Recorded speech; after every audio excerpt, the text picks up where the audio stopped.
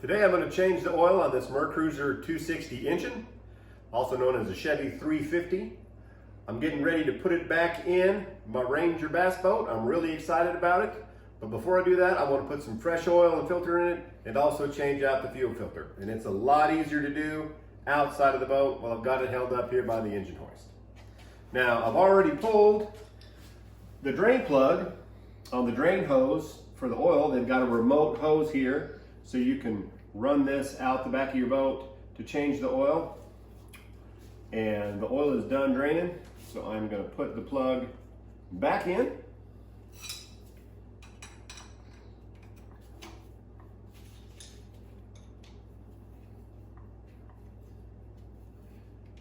And we're going to make sure that we've got a good tight fit on that plug.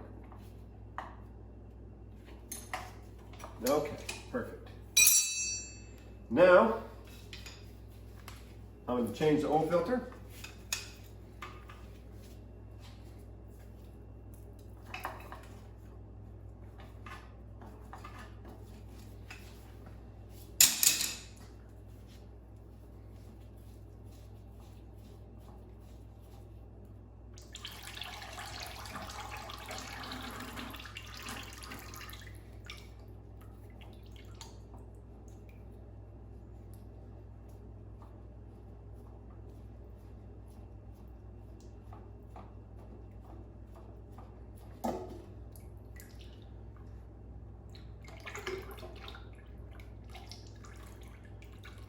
You can see we've got some nasty oil in there.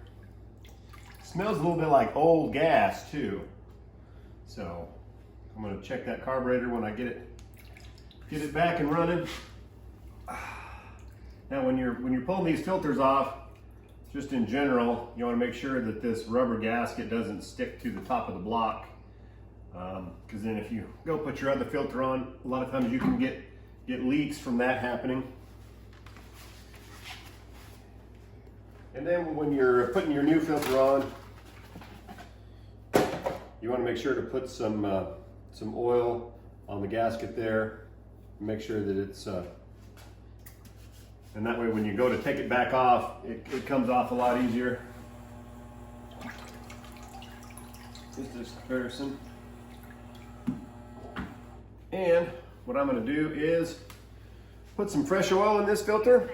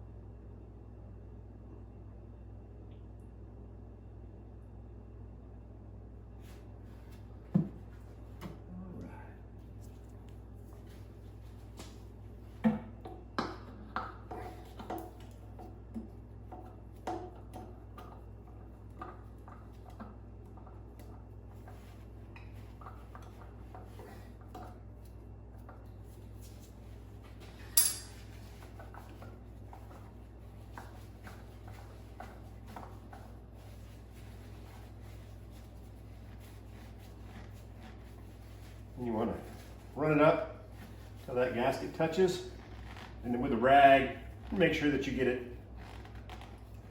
nice and tight with your hand. All right.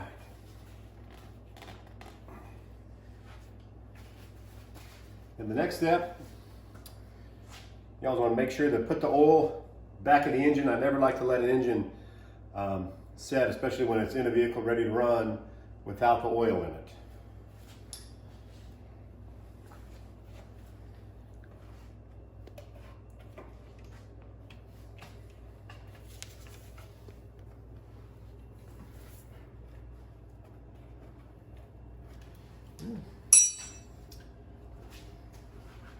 This actually has two places to possibly fill the oil. I'm going to see if I've got better clearance on this side.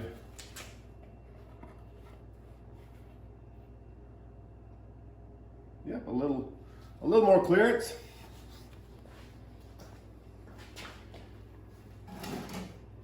So we are going to put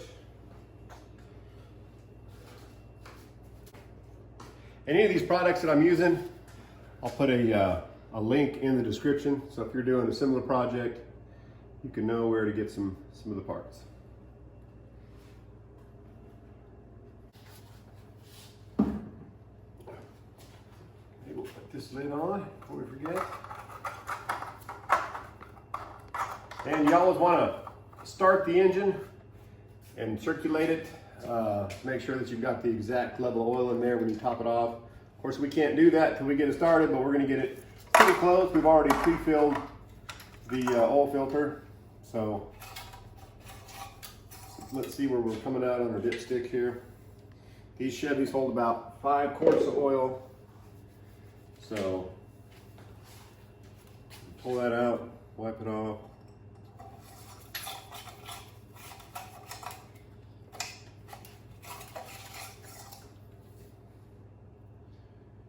See where we're up. So we're pretty close there, up to the full line. So we're just going to wait till we get it in and started, and then we're going to top off that oil once we've got the engine running.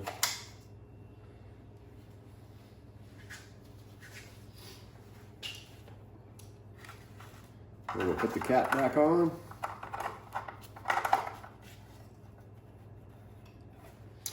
And now I'm going to change out the fuel water separator filter.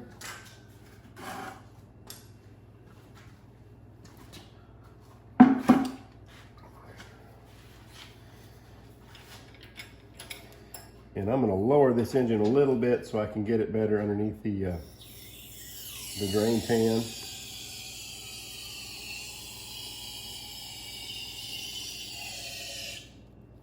There. Now I'm going to change out the fuel filter.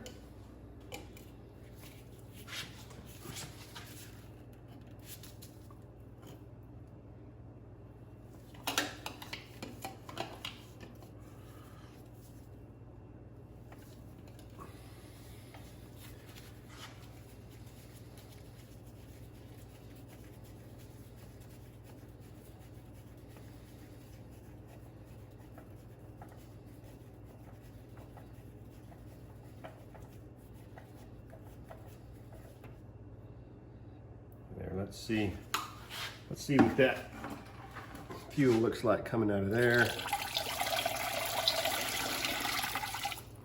Yeah, it's old and nasty. Been sitting in this boat for a while.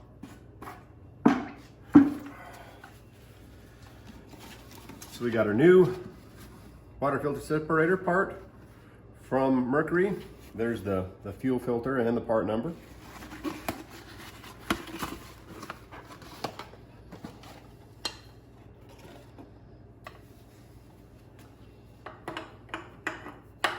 And again, you want to check and make sure that gasket didn't stick up there.